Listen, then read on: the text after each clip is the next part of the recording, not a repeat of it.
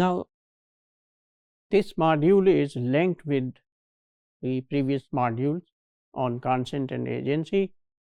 Remember, whenever you attend any module, keep in mind that your knowledge of the previous modules is essential to understand that module. All modules are linked with each other. So please, whenever you listen to any module, you should connect them with each other. They are not isolated from each other. So here we want to understand what is authentic self according to Western thought. It is thought by some people that we have agency when we have authentic self. We have agency, we have freedom to act when we have authentic self. And what is self? First of all, self is combination of desire and action. ख्वाहिश और अमल के combination को self कहते हैं. And what is authentic self? Authentic self is that in which action is the result of desire and nothing comes between them.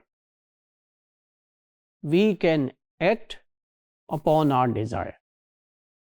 We don't bother about any norm, any external limitation, imposition, कोई culture, कोई कानून नहीं.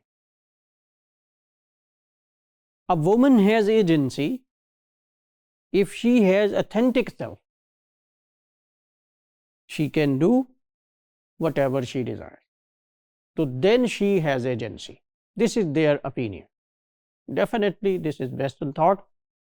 This is the thought of westernized people in Muslim countries.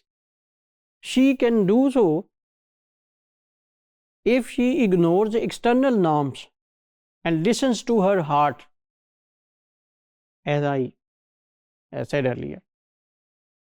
Dil ki mano. Our desires are क्यों? Our desires are inner truths. They say that truth lies in ourselves. Where? In desires. So desires are truths. So we should listen to the truth. This is the way women can have full agency and equality. Okay. These people think that Islam has no tradition of rethinking things according to the changing times. Islam does have the tradition of rethinking the things according to the needs and demands of the society with the passage of time.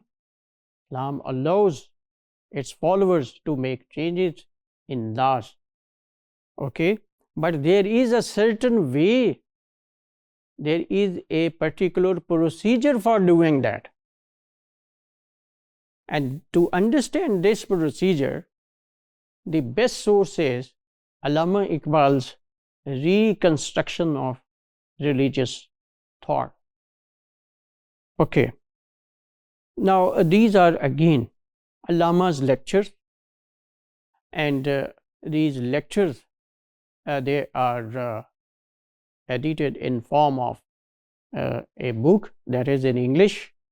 That is very difficult to understand for people like us, because the Allama, you know, he was a philosopher.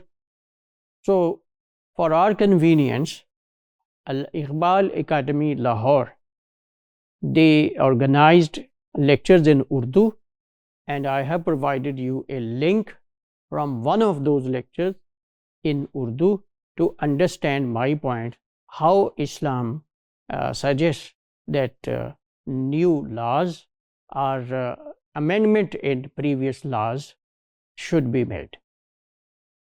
So a person has agency and autonomy if free from all external interventions. This was the point from where we started in this module.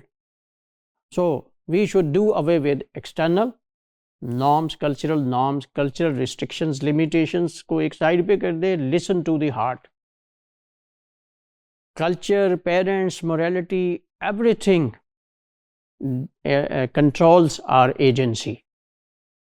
A person himself or herself will decide what is lawful, what is unlawful relation, especially between men and women. So we conclude, it is not fair to suggest disregard for cultural restrictions just to align, just to please Western philosophers, thinkers, just to align ourselves with them. To replace cultural norms with personal desires, this is very dangerous, because in this case, the boundary between what is right and what is wrong will be eliminated, will be effaced. खत्म हो जाएगा फ़र्क, सही क्या है गलत क्या है.